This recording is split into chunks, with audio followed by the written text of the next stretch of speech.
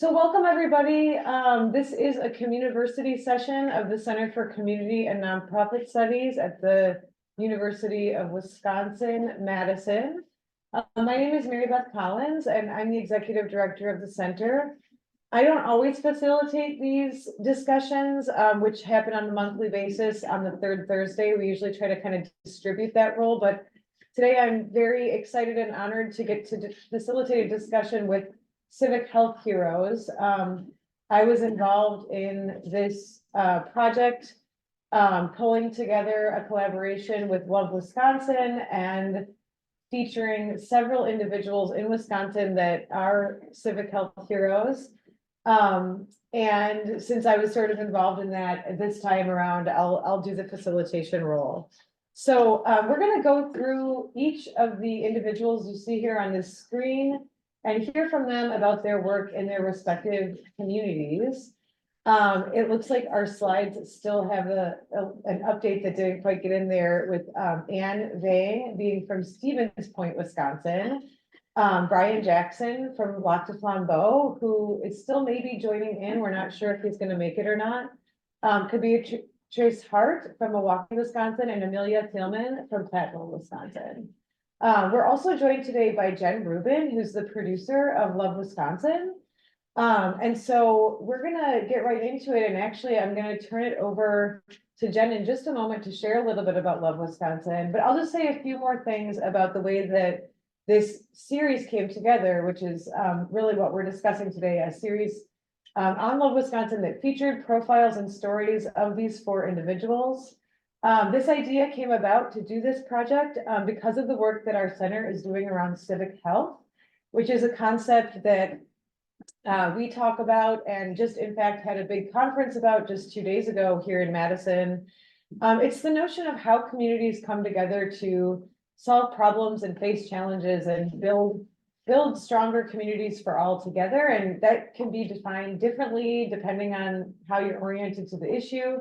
But what I like about that term and framing is that it can implicate a lot of different metrics of how we build stronger communities, ranging from volunteerism, informal helping of our neighbors, being connected to the other people in our community across difference, being involved in group activities, voting, participating in local government meetings, and the list goes on. So I love this definition because it really speaks to a broad ecological notion of how we as people come together in our communities, which has great implications, not only for local community health, for all, is this a healthy place for people to thrive, but also goes all the way up to more macro considerations of how we have pro-democratic systems and institutions and people participating in those to make them happen. So we are really grateful that we have amazing individuals like those that we're going to be talking with today out there. And often their work is not necessarily showing up in real banner ways. Sometimes it is. I mean, I think we're going to hear about some initiatives today that have been recognized and are visible, but there's sometimes work that people are doing in their communities that is just a little bit more under the radar, but still very significant in overall civic health. And so we really wanted this series to be able to help feature some of those types of efforts. So with that, I'm going to turn it over to Jen and have Jen share a little bit about Love Wisconsin and how this series came together, and what your thoughts were, Jen, about the impact of the series and the response from some of the audience.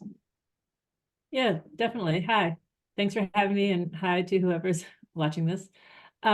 So I produce Love Wisconsin, which is a statewide digital storytelling project, and I think someone's going to maybe share an image of the website so you could see that.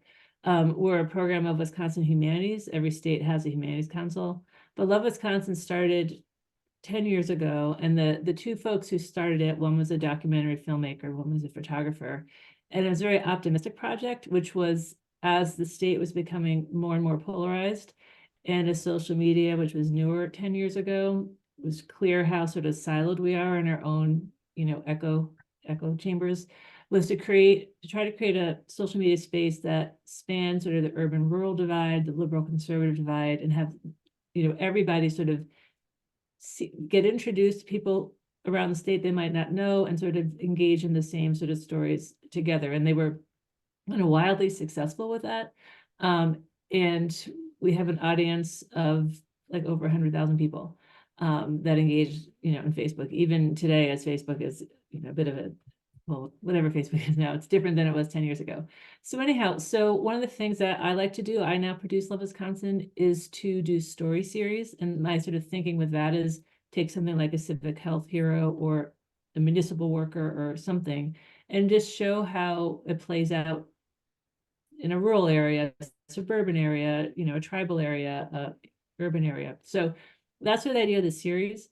And then the other thing that Love Wisconsin is particularly interested in, which is something Mary Beth just talked about, which is this world is hard right now. There's just a lot of things that are hard, but there are good people everywhere doing good things, and that just does not get amplified. So we sort of also try to sort of amplify that. So the civic health, when Mary Beth came to me with this idea of the civic health hero series, it sort of fit perfectly with what Love Wisconsin likes to do. And so I think, like Mary Beth said, they put out a call for people to nominate folks. And so we got some really good folks that way, but we also, it came primarily to some of the same cities. So then we reached out to our networks to find people in other parts of the state, which is sort of how we got these 4 groups of folks. I do want to say on the web page that Mary Beth shared, if you want to find all the stories, you could just click search and get to tags, and then there's a civic health tag, and then you get the 4 stories there. And then in terms of the impact, it's hard to know what anybody sees and engages with anymore, on Facebook, but so we can tell by tracking that about 80,000 people read these stories and engaged with them.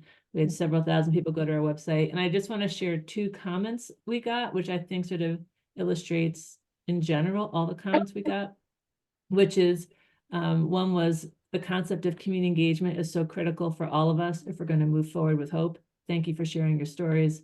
The other one was, great stories. Thank you for sharing a vision and a practice for unification. Love it. So with that, that's enough for me. I think we should just hear from the folks doing this work in their communities. Absolutely. Thank you, Jen. And for those of you that are not yet following Love Wisconsin on your socials, it's just, it in and of itself is something that I think, like Jen said, elevates some of the just goodness out there and the shared values and goodness that we have out there in Wisconsin. So when you're having those, what do people say, doom scrolling kind of media days, Love Wisconsin is a place to go to get the counterbalance for that, I think. And I do want to mention, I should have said this in my intro comments, that this series, Jen's team absolutely did the lion's share of putting this all together, but it was also supported by the Schlecht Family Foundation. This project was also, we had collaborators at Urban Rural Action, which is a national organization that our Center for Community and Nonprofit Studies has collaborated with on a couple of different things, and this was one of them. They can't be with us today, but we continue to work with them, and they were very helpful in helping us to frame this up. So with that, I think that we'll go in the order that folks showed up on the slides. So I'd love to start with Ann Vang of Stevens Point, Wisconsin. Ann, would you be willing to share a little bit about who you are, what your community is like, the work that you do there, and any reflections that you have about what it was like to be a part of this series? Sure, thank you. So y'all, my name is Anva. I am from Stevens Point. Pronouns are she, her, hers. We are a predominantly white community here in central Wisconsin. I tell everybody, if you don't know where Stevens Point is, take a look at Wisconsin, and we are pretty much right smack dab in the middle. Very small area. Wasn't born here, but I have been living here for well over 30 years, almost 40 years now. It is, changes are coming. They are slow. But just seeing how the community has changed from when I was little to where we are now. It is slow, it's not always steady, but it's going somewhere. How did I feel when I was contacted? I was hesitant. I kind of asked around like, hey, are you all familiar with Love Wisconsin? I had a friend who was like, yeah, someone else from the Stevens Point area was featured. So she sent me the link. I was like, okay, this is pretty cool. But I am someone who is pretty, I don't know what humble. So I like to stay behind the scene on a lot of the work that I do. So being featured and then having folks reach out to me, I was like, yeah, I was kind of hoping y'all wouldn't see that. And they're like, well, we follow Love Wisconsin, so it shared like wildfire. But it came at the perfect timing because Governor Evers has signed a bill into law requiring all all public Wisconsin schools to now teach about Asian American and Hmong American history. And so I was at the signing, and I'm excited to acknowledge that Stevens Point, Wisconsin school district is one of the only school districts that have implemented a Hmong heritage course at our high school. And that was before it being signed into law. And we were one of the first school districts to also support have a resolution in support of this bill. It was a unanimous vote, and I brought that forward along with our representative Katrina Shanklin. And at the signing, it was just a couple weeks ago, I was actually like, hey, how do I get up in center with Governor Evers when he signs? Because like I would love to be up there considering with what Stevens Point has done already. And so I was able to be right up there when he was signing, and I was able to get photos and videos which have been shared among other organizations. And with the passing of this bill, there was a lot of push through different organizations throughout the state of Wisconsin, such as Yeshe Inc., Freedom Inc., Hmong American Women's Association down in the Milwaukee area, Power Up Eau Claire. So there's just a lot of push. I think this bill was like 20 years in the making. And it would just be like, oh, yep, we're gonna table it. So seeing that even though it took 20 years, we have succeeded in that. And so it's like we continue the fight, and that's yeah, so that's a little bit about me. But I really do a lot of advocacy work. With the article, I started off working manufacturing, working in the banking, and then I've been in nonprofit for maybe 7 years now. And so there's always the social justice lens that I view a lot of these things, especially right now, I do a lot of work in like food security.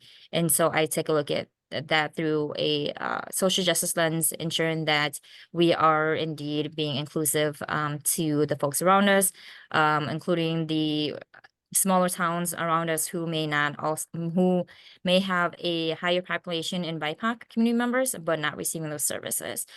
So that is actually my passion. I am a foodie.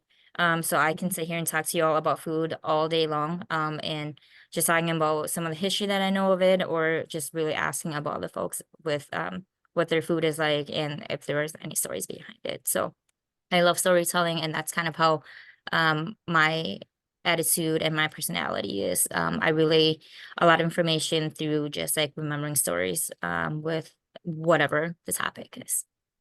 Excited to be here with y'all today.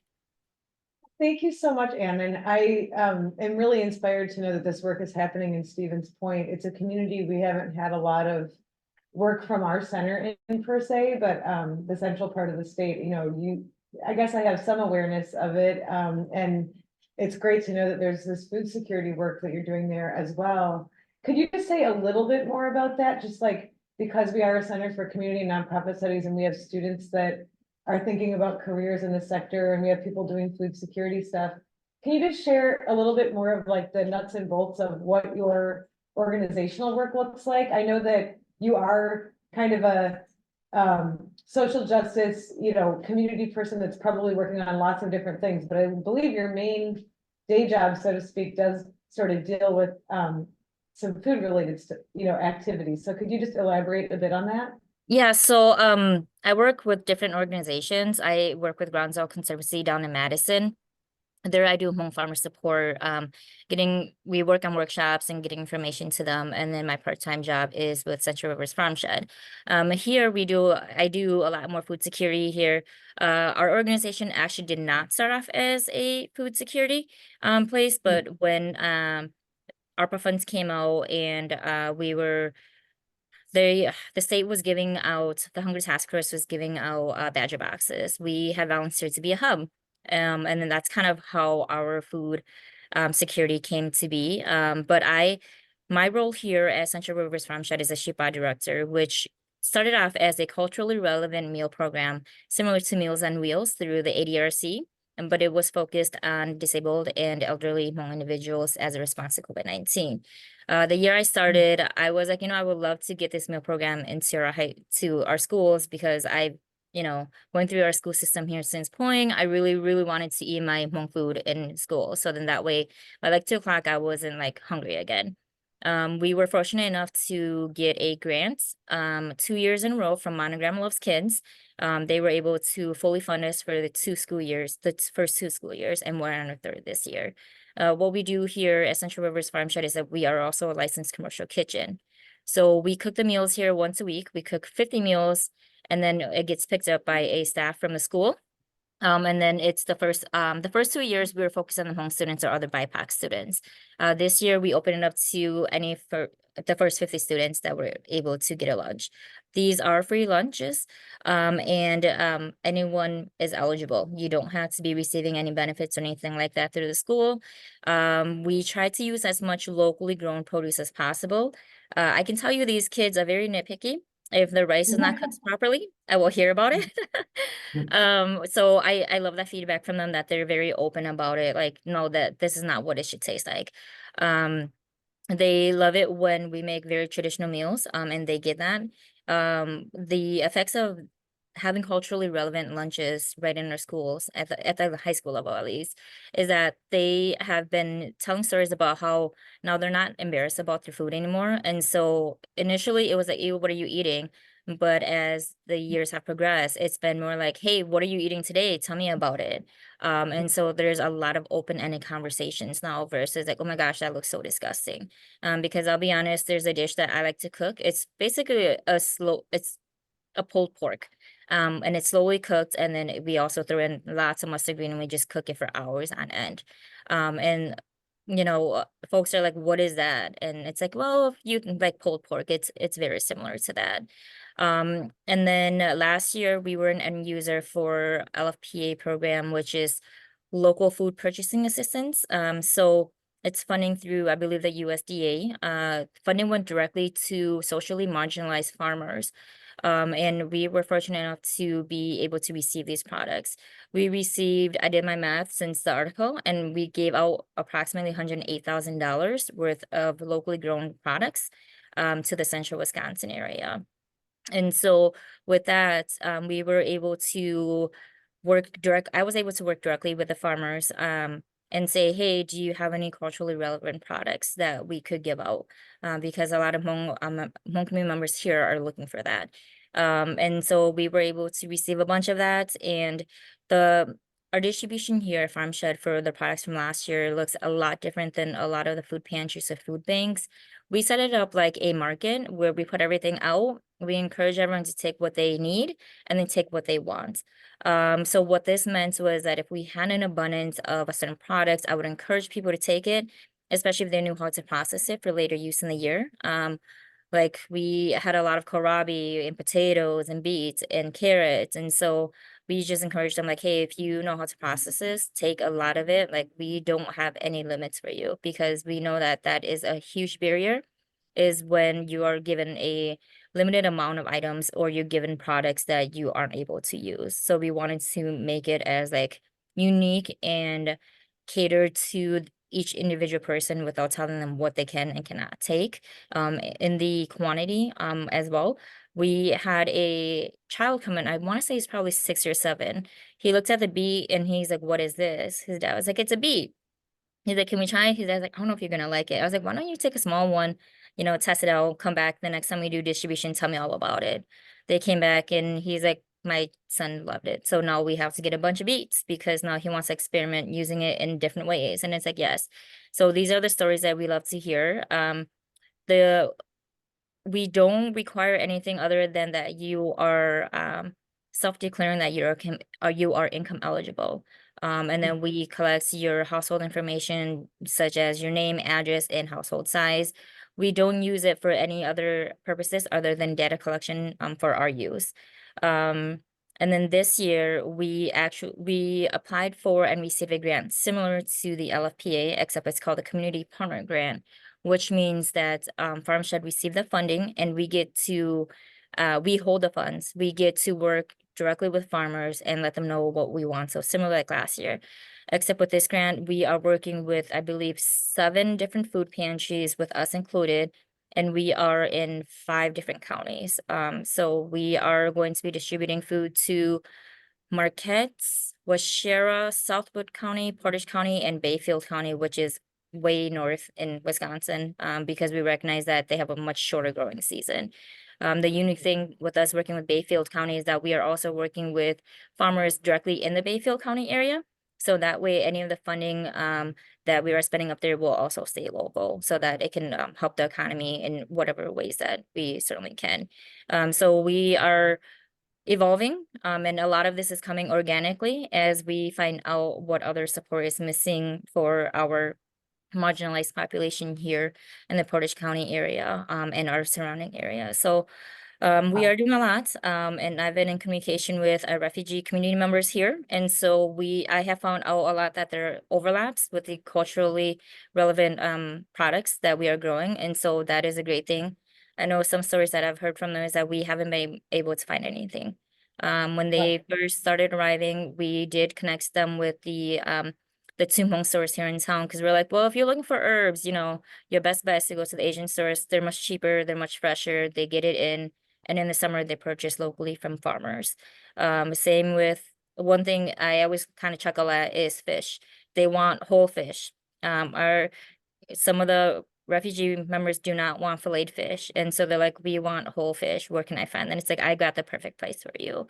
So really centering it around like, if I can't get it for you, you know what? I know someone else who can. So just working around the community members that I am aware of, along with the different organizations and the different mom and pop shops who are really looking to serve as many community members as possible. Wow, wow, what an impressive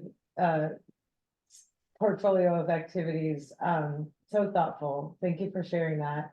I know Jen has to pop off in a little while, so just before that happens, I want to acknowledge, thanks Jen for being here and producing this series. Let's turn it over to CommUniversity. Are you willing to go next? I think that flows well with the food and egg focus.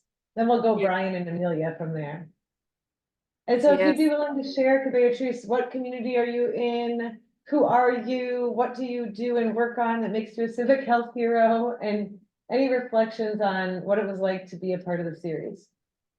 Sure. Hello, my name is Beatrice Hart, and I am in Milwaukee, Wisconsin. Came to Milwaukee by way of the migration that a lot of African American families that came from the South. My mother brought me here when I was 2 years old, and you know, community was everything to me coming up. So it was natural for me to seek out those same relationships once I got older. I'm a mother, I'm an artist, I'm a farmer, I'm a advocate for whatever crosses my path oftentimes, but it's definitely centered a lot around food and food justice and agriculture has been my passion probably for the last 10 to 12 years. So when I was hearing Ann talking, I'm like, yes. So that's definitely my focus. You know, I grow food, I support local ag big time. I'm a definite champion for local ag. What brought me to the type of work I do? I work with a few organizations. I make my way around Milwaukee. Despite being a huge city, we are siloed a lot. And so when you have a person like me who oftentimes I don't know that it's odd to move around, apparently, like, you know, you'll get those things like, you're everywhere. I'm like, well, I'm curious. I'm interested. I want to know more. I want to know what's going on in my community. So I show up and then I invite other people and I encourage them, and I'm constantly championing for our community, for people to get involved with beyond what you know to be normal as far as what you hang around, and I try to encourage people in my community to experience different things. What brought me to the Love Wisconsin experience was my work with an organization called Rural Urban Flow, and it's just a network of people who recognized that there were some division within our communities. It was rooted in a network in Sauk County, Wisconsin, and then Milwaukee that worked together, that knew each other. And they were like, hey, let's all just get together, talk about what the issues that are going on in each of our communities. And in that conversation, it was realized that we were all kind of dealing with the same issues and the same problems in our community. So it kind of made us think about how can we keep this momentum going of joining and being engaged with each other, and then using that experience of joining together. And it was also a network of farmers and artists. It just created experiences where we decided we joined together through art and agriculture. We'll experience the land together. We'll experience creativity together. And so part of my role is just gathering people around to have those kind of experiences, planning those experiences, coordinating those experiences. And then also I work in local food as well. Being a urban farmer is very, very a unique experience because it's fun. It's interesting when I go visit my friends in rural Wisconsin, and then they'll say, well, I have to work 40 acres or do this. I'm like, I have a 15 by 15 plot, but I can hold the conversation. I could talk, and I have the same experience. Just instead of 50,000 tomato plants, I got 3. That's the experience that we were able to bond and connect and bring collaboration, because we would, it's beautiful, like some of the projects we would do, or like a seed exchange. There's the presence of the Ho Chunk Nation in Sauk County in that area, and so they were connected to quite a few farmers in the community, and so we were able to bring seeds from the Ho Chunk Nation into Milwaukee, and we cultivated those seeds and grew the plants, nurtured them, and then served dinner together. When you bring people and food together, it is just like one of the most magical experiences, and just to be present in that has transformed my life in ways that I often share, often ramble about to other people, and to try to loop them into that experience, because I want you to, I know what it's done with my life, and I recognize some of the things and issues in my community. So I'm like, experiences like this can transform you, and I invite people along. Just being involved in community has meant the world to me. It's my support system, it's my network, it's my family. The Love Wisconsin story experience has been so interesting because I am super duper introverted, even though I love people. So it's like when you have a lot of people coming up to you, hey, I saw your story. I saw your story. I'm like, no one's supposed to see my story.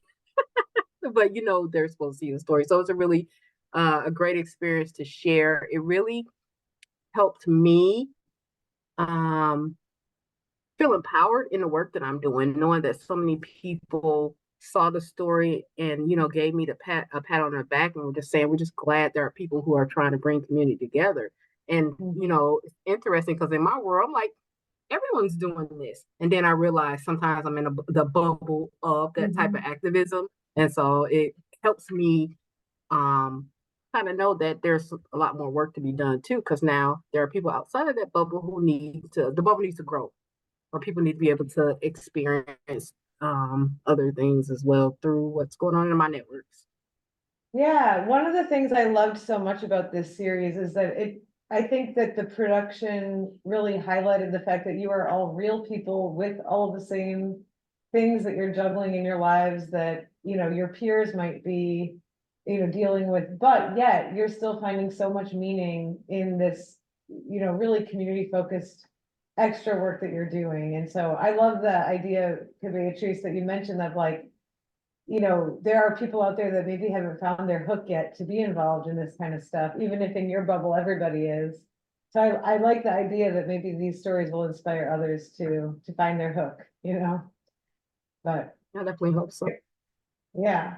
Well, let's move on to Dr. Brian Jackson and hear from him about his work and who he is and the community he's in, and what this series participation was like for you, Dr. Jackson. Thank you for that introduction. I just wanted to open this to a few words in our language as our opening etiquette and how we do things. And so I just want to say a bujo and magmangni dug, chiabe and dijnakaza, wasisi, swagini, dujwa shnabi and dao. So I greet you folks. My Ojibwe name is Chiabe, a big buck, from the Fish Clan. I live in Lac du Flambeau, Swagning Reservation in the rural part, way up here in northwest Wisconsin, way up here. So past Highway 29 Wausau, some of you folks may not have passed, as they always say. But that's it's been an interesting journey, part of this this series, and that key word of being humble and actually um one of my mentors' name is Carol Amore, and she has been connected with interviewing folks over the time. And I always kind of followed her. She would always share her experiences of interviewing folks. And Wayne Valley was actually featured too, and interviewed some time ago. And so, but when she had was introducing another person from my area, and another colleague, Doreen Owanowitz, awesome educator, was the first to be considered. And so Carol had talked Doreen into doing the interview and being part of it possibly. So when it came down to the wire and the three of us were in a meeting and Doreen says, well, Carol, I'm gonna have to decline. Sorry, I just don't feel comfortable putting myself out there, I'm behind the scenes. That's kind of actually how I am too. What I prefer is kind of in the trenches, roll up my sleeves, and don't need to be in the center of attention. And so Doreen or Carol was kind of bummed out. I could see kind of the balloon, kind of the air come out. And about 2 hours after that meeting, and I got a message from Carol, and she says, would you consider, doing the story in place of Doreen? I just kind of paused for a second, and I said, Carol, I said, I'll do it. And I say, because you've done a lot for me over the years, and and if I can help you out of doing this, I know that you were part of this journey. So that was really the beginning of this segment, I'll say, this series, and really once we started doing the interviewing and questions were being asked and the process was moving along, and seeing a version of it being out there publicly. Again, just like others had mentioned, when it comes public, folks contact you, kind of give you the props and the kudos of your work, and the stories that you tell. And now that connected to the work I do, being a community person, as mentioned, as we all do, and where we come from, and I always been passionate because I've been working for any country for going on 28 years now, in a lot of different capacities, from being in grade school, working with special education, to after school program, Boys and Girls Club, to working for a juvenile facility up in Duluth, where I was working with these boys that are one step before prison. Worked for an organization called Great Lakes Tribal Council, serving the tribes of Wisconsin and also Michigan. I was in a grade school here in Lac du Flambeau, heading up our Cultural Connections department for almost 8 years. Along that journey, I was continuing my education, and I was able to start a doctoral program. That was back in about 14 when we started, and I'd actually finished last year in 23. And it was quite the journey, and there was many times where I didn't think I was going to complete, and my wife knows all the struggles, and completing the coursework, going to go through the process where you take a written test, you take a verbal test. Once you get past those phases, you can start writing your chapters. And so once I got past those phases, and my advisor, Dr. Lynn Bryce, who I give big props to, she stayed the course with us for about 6 students. And so one of the things that I learned over the years, because she was my 4th advisor, and my previous 3 always mentioned, they say, Brian, you gotta narrow down your topic. You can't save the world. And so that was, always a common denominator, they'd always say. And so, and actually in my topic of Native American leadership, educational leadership, leading from the middle, being culturally grounded, is a topic of my dissertation. And I was able to have all those previous 3 topics summarized in this title I have. So I was able to capture that, which is awesome. And so I was able to finish last year. And so I went through, the process. I defended last February. And it was quite humbling because once we got there, I invited my wife, my son, and it was last February. When you get into that opportunity and that experience, you're nervous, So I had my dissertation advisory team. They were the ones that were going to approve me or deny me. And one of my professors' name is Dr. Frank Gubaitzen, and he's kind of one of those old suave professors. He's got this suede vest. He's got the cigar. He's got the cap on. And he comes walking in like that. And hey, Brian, how's it going, man? I said, oh, Dr. G, hi, man. He says, I'm doing great. How about you? I said, man, I'm nervous. I said, holy smokes, man. I couldn't hardly sleep. I was kind of prepping for this. And he said, what are you talking about? He said, we're here to eat cake. And so right there, we kind Back to the food. of laid the thought of ease, it's gonna be okay.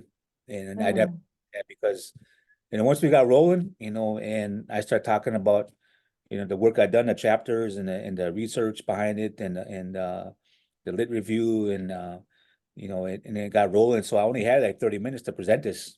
And so I did my presentation to the committee, and my wife and son were in it, and then they said, well, okay, you can step out. And so they deliberated about, I don't know, it was maybe 40 minutes or so. And they said, oh, come on in, come back in here, and I'm thinking, oh man, I'm still nervous, and thinking about, holy smokes, what are they gonna do? And so they stood up and they shook my hand and they said, welcome to the academic scholarly team here, Dr. Jackson. And part of their tradition at Duluth is that they go into the hall and there's kind of a education area where there's like 2 floors you can see down below in a department there, people walking by. And so they have the tradition, they ring the bell. And so then Frank G goes in, it's gonna have your attention. That's what we want to honor our next scholarly Dr. Brian Jackson. He rings the bell. That I think at that moment was that it was for real. That was happening. That tradition. I was part of that tradition. And so that was that.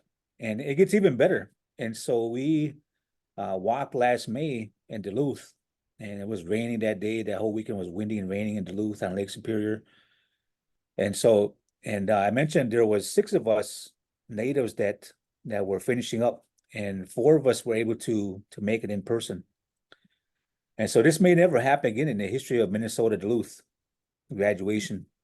And so the first 4 called out to the stage were us 4 as native doctorate students, or doctorals now. And so that was really awesome, to be the first 4 called out, as Native American people, as doctors. And so that was part of the journey. And part of that journey, humbly speaking, is I mentioned to you, our language is first and foremost. We acknowledge our language. In my studies over the years with, trying to understand our language, understanding other folks and their struggles with language. Worldwide, there's over 5,000 languages lost. I'm sure most of you have some language attached to your backgrounds and your identity. And so that's important. And so, and I mentioned Chiabe, that's my Indian name, and that's the first and foremost, and that's I've been on this journey lately of kind of emphasize a little more to my colleagues. And so during the process of me finishing my dissertation, I actually stepped down from Latin Flambo School. We had some really struggling, challenging situation I was part of, with some oppressive behavior by new leadership. And so I decided to leave. And but in the meantime, I'd done some work with Dr. Matt Dillinger, and he's out of Milwaukee. Works with Medical College, Wisconsin. And we had talked about working together for years. And so I asked him, during the summer before, I finished my dissertation, I said, what do you think about the possibility of this work? And there's new administration, and I'm trying to see where this may go. And he said, absolutely. Let me talk to Dr. Cassidy, the supervisor of the department. We began a discussion, in September of 22, and it was really eye-opening because the conversations that we had, It was, holy man, it was like night and day. And so she says, "Are you serious about working for Mel College, Wisconsin, once you finish your degree?" I said, "Absolutely." And so it was October, 2 months later, and she says, "Okay, now you have to apply for the position." In my mind, I'm thinking, okay, that this was going to be a position that was going to be, offered to me without interview. That at that time I was thinking. She said, "Well, you got to apply for it," and so I did, and I posed a question to her, and I said, "What happens if somebody else applies and they're considered?" And she only had one thought for me. She said, "Brian," she said, "take another look at the job description." And I read it 3 times, and I said, "Holy smokes, this is everything that we've been talking about for the last 2 months." And Hmm. it's a new position, as an assistant professor, serving in the health and equity department at Mel College, Wisconsin. And so I went through the interview process. It was a bit lengthy. It was 3 days of different folks are part of the panels, different researchers, and so I went through 3 days of interviewing, and went through that process, and then finally in December, they offered a position of 22. And so it was at that time I knew I was going to leave the school, and so I made it official in January of 23 that I was going to leave the school. And it's been a great journey because I think of the leadership of I think Dr. Cassie has probably been the best leader and my supervisor in my career. And I have had a lot of supervisors over my career path. She's probably the best one, and she's not native, and I appreciate her leadership skills and the vision she has for the department with MCW, because we're all about diversity, and one of the things I mentioned in my interview was that if I was considered a position, would be it's a win-win for Mel College of Wisconsin, and it's also a win-win for Indian Country, to be part of their team to help shape some of the things we've been talking about within the job description. And part of that was not only engaging tribes of Wisconsin as their liaison, but also reestablishing a high school pipeline for our students to have opportunity experiences to think about their futures. And so that's one of the things we're doing right now. And it's some professional development, was a big part of it. How do we increase the understanding for my fellow colleagues to understand Indian Country deeper? And so I've been on this journey the last year. And so last summer, 18 of my colleagues from Milwaukee area came up to Lac du Flambeau here, spent 2.5 days. And the things prior to that, I was kind of giving them what was going to happen, who was going to be there, who was going to be talking, where places they were going to visit. And so we had elders come in, we had stories. We talked about the boarding school era, that timeline. They got to see places that we talked about. They got to see the Indian Bowl, some of our singing and dancing on a Tuesday night, and they got to experience that. And a lot of folks from the evaluation, they left away with a deeper understanding and appreciation. And they said, "Man, we wish we had known this earlier in our careers. I mean, how can we know more? How can we do more conversation?" So I've been talking to my supervisor and Dr. Cassidy of this being a cohort and doing more of these. And so we're going to probably do some more this summer, opportunity experiences for folks. But Yeah. folks, the part of the story is, this concept of leading from the middle. I got to be part of the story is true to me because that's what I believe in. It's not about titles, it's not about the work we do. It's about who we are as human beings. And it's part of the Wisconsin Humanities Board, and kind of going on a second term. And I think I got a renewed vision. I'll be in Madison Tuesday talking to Dina, the executive director, about some things and how I'm going to strengthen my role as a board member. And so that's kind of a little bit about how I got into the story and a little bit about me and the work I do, my passion. Yeah, I really enjoyed in your story, and I would love to refer people there to the way you talked about the through line of community and education in your journey, but that also in this new phase where you have these credentials, that you've been able to apply those same values in different settings and with different access to certain things. I thought that was really interesting. So Thank you so much. I want to make sure we get time to hear from Amelia and get the group together a little bit. So thank you, Dr. Jackson. Amelia, can you share about what you're up to in Platteville? And as you look ahead to being a student at UW-Stevens Point, I think, if I'm not mistaken. Oh, I think Yes, you're, I am Amelia Hellman. Can you hear me?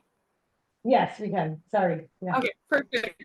So my name is Amelia Thellman. I am a student at Platteville High School. Platteville is in the southwest corner of the state, kind of by Illinois and Iowa, if you are unaware of it. It's super rural and it is predominantly white. And I would have to say one thing I noticed about Platteville is the underrepresentation of cultures here. And one thing that I'm trying to do for our high school, which that's kind of what the article was about, is what I am doing for our high school is I'm one of the founding members of a group called Diverse Student Alliance. Uh-oh. You're coming through for us okay, but there have been a few blips. So although we are enjoying seeing your lovely face, maybe do you want to try to maybe turn off your camera to come through better? Oh, yep. Yes, hopefully that will work. Yeah, we can hear you. It's a little bumpy, but I would say keep going. All right, is it all right? Yeah. Okay. So I am one of the founding members of a group called Diverse Student Alliance, which we had originally created because we were seeing a lot of kind of mistreatment towards a lot of the students within this school, with it being predominantly white. There was a lot of underrepresentation of different cultures and a lot of comments being made, especially during the time of COVID when we first came back into school in person.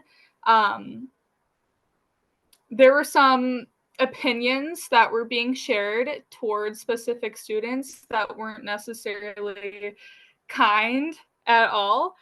So we all kind of went to one teacher and we would talk in a circle about our experiences. And I was there as an ally. I wanted to help my friends. I wanted to make sure the school was safe and inclusive for these students to really feel welcomed and kind of represented.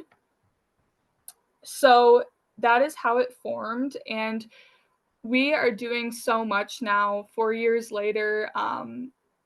We have monthly meetups where we bring in many different people. We recently had someone named Pastor Gus. He is Black and he is a gay pastor, and it was really neat to hear his experiences. And I think it also helped a lot of students kind of see that representation and see that within such a small town like this, you are still welcomed, you are still loved. And we have so many people that come and talk and so many opportunities where we can kind of go and branch out and see that there's more than a little rural town in Wisconsin. Alongside with that, we have so much more that our group can do. Through the past 4 years, there has been a lot of change within the school. You can see it especially within teachers and am I still cutting out? It says I have low internet. You're coming through it really well, actually. Thanks for checking. Okay, perfect. Yeah. Yeah. Yeah, I live in the country, so the Wi-Fi Yeah. probably isn't the best. But what I was saying is there's so much more that our group is kind of wanting to do, because these past 4 years we have seen a lot of improvement, especially with teachers. I feel that the teachers have actually worked on it a lot. They have meetings every Wednesday where they talk about how they can be more inclusive and how the material that they are feeding us, how it kind of represents all different groups. Because I know, like, in high school, we read a lot of authors where they're mostly old white men. And now we are reading like so many more books from Black authors, from Native authors, from Hispanic authors. Like, we're really trying to get that representation in so that students feel represented.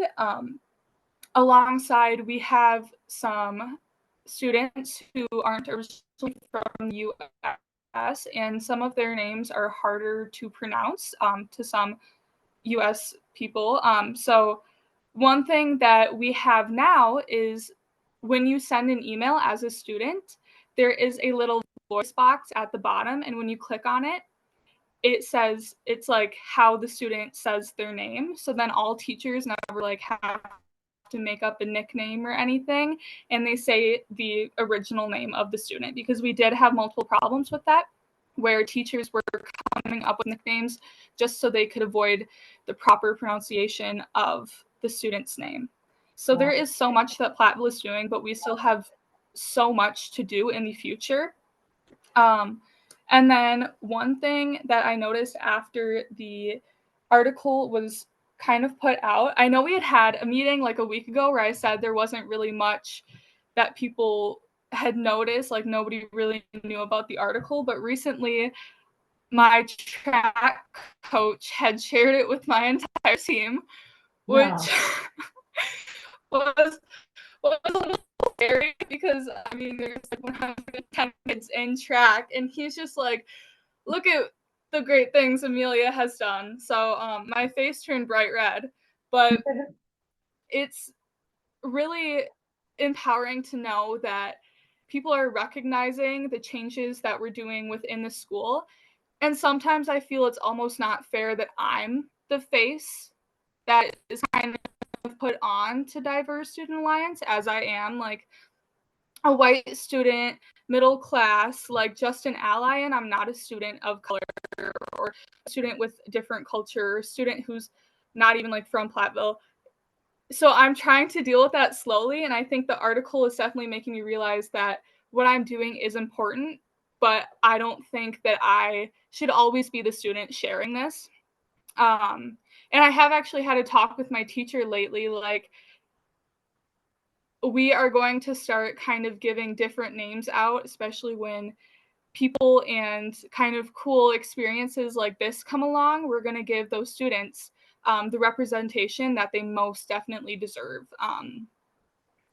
So I would say that the results from that article is relatively positive, but it also has kind of opened my mind up to giving this opportunity to students who really can share their experiences, and so that I don't talk for them. Well, that's a beautiful new reflection since we last connected. So thank you for sharing that. We have just a few minutes left, and I definitely want to see if anyone in the audience has questions for this amazing group of civic health heroes. You all have really fired me up, and I've even had a week already of exploring a lot of inspiring civic health stuff. So thank you for the inspiration. Does anybody have questions for this wonderful panel?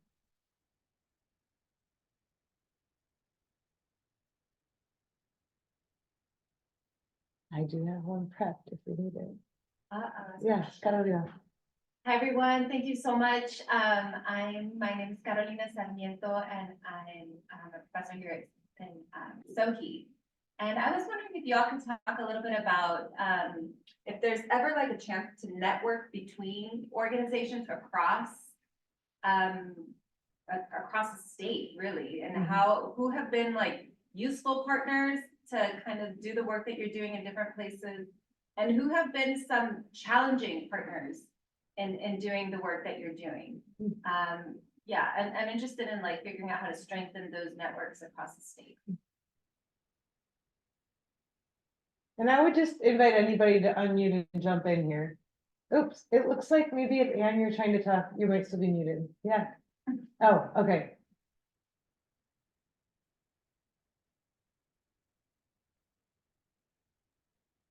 I guess I can make a comment on that. And I think one of the things that the work I'm involved with, that middle word is community engagement.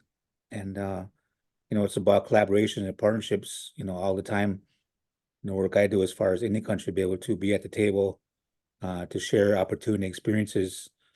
And so one of the things I'm working on with across the state is academic institutions, about this pipeline I'm trying to reestablish for our high school students. So I think that's one of the strengths. That's always begin with that thought in mind as the focus of what's working. I tend not to stay focused on what's not working or who's not at the table. Those are choices that folks make. So if they choose not to be at the table, the ones at the table, they awesome. So that's about that much. Thank you. I know Beatrice mentioned that you've got some relationships that actually the rural urban flow kind of started with, and it sounds like you're even expanding on that. And I know Amelia has mentioned the desire to share this model at Platteville with other schools. And kind of talked about the capital stuff. So what other responses would you all offer if you're willing about what's working and not across that cross state, cross region, cross organizational collaboration? So one thing that I think is super important in all the work that we do is to do a lot of networking.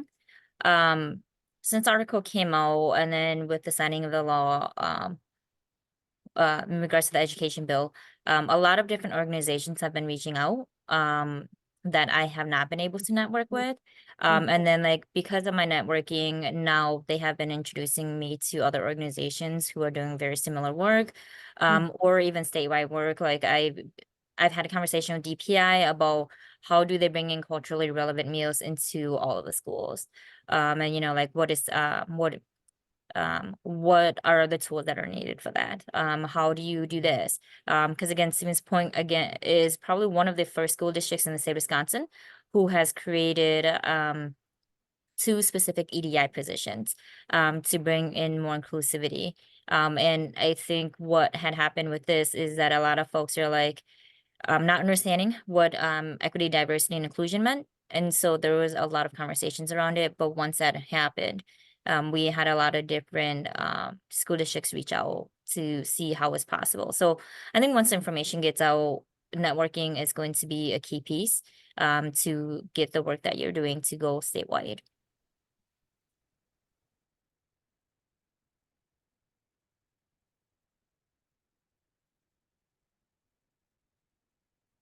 Beatrice, do you have thoughts on this?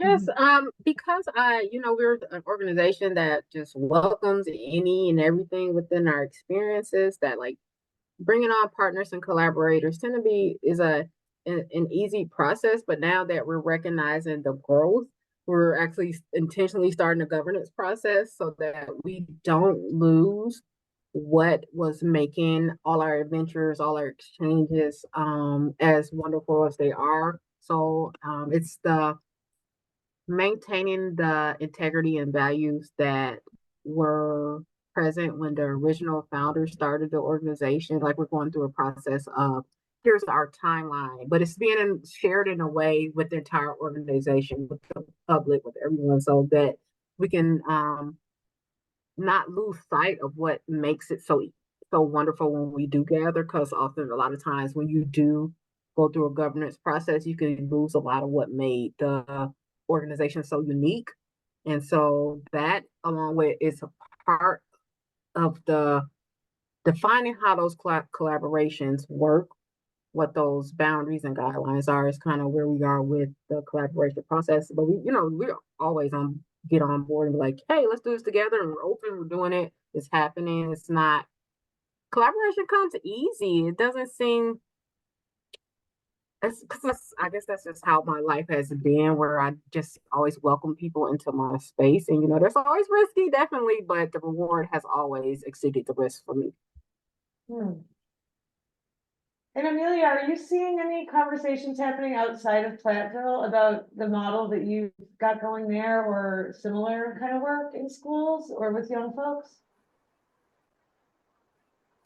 Yeah, so actually we are like partnered with a nonprofit group called We Are Many United Against Hate, and with them a lot of different schools are attached to that, so it gives us opportunities to like go to other schools and see what programs they have and what we can kind of incorporate into our group at Platteville.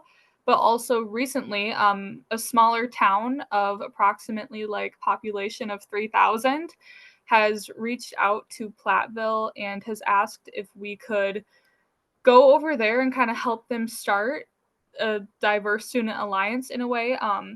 So that's super cool to see like an even smaller school recognizing the work that we've been doing and kind of wanting to incorporate that within their own school. But I do have to add one thing that we have been struggling with in Platteville is we have a lot of support from like that nonprofit we are out of. We have a lot of support from within our own high school. But one problem we have been having is with our own city council. They aren't necessarily nearly as supportive. And I know recently we tried to incorporate like, I forgot what it's called, but something with like diversity and inclusion. And we kind of showcased that to them and they turned down the idea. So that's kind of the SA's mission right now, is to get that started and to kind of get city council on board, because I mean, the high school is the future of the rest of our town for the most part, because we all usually stay within this area. So to kind of say that our work isn't necessarily important is really heartbreaking from our own members. Absolutely. Well, this has been an incredible conversation. My mind is spinning with ways that I'd love to connect with each of you later and connect you to our students and our colleagues. So I hope this is the beginning of a longer conversation. Let's give these guys a round of applause. Woo-hoo! Thanks for being Civic Health Heroes. We have some really cute pins from our conference on Tuesday that say Civic Health Hero. So I might try to find a way to get you some of those pins that you can share with those other folks in your community that help you with the work. Please do stay in touch and keep the good work going. And thanks again so much. And I think you should stay humble, but you know, it sounds like being elevated in this way has also brought like, you know, new energy to the work that you're doing, which to me seems like a good thing. So I hope that at the end of the day, being profiled in that way, even if it was a little bit uncomfortable, is ultimately bringing you good love for your work. So thanks so much. Take care.